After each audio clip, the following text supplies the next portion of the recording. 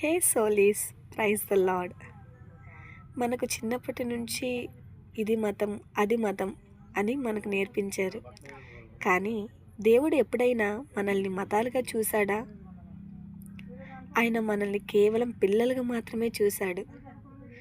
క్రైస్తవ్యం ఒక మతం కాదు. It's love, it's hope, it's forgiveness.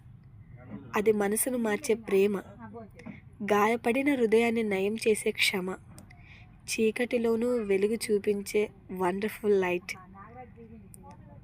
మనల్ని దేవుడు ఒకలానే ప్రేమిస్తున్నాడు. మనందరికీ ఒకే సూర్యుడు, ఒకే చంద్రుడిని దేవుడు ఇస్తున్నాడు. ఎందుకంటే దేవుడు ఒక్కడే గనుక.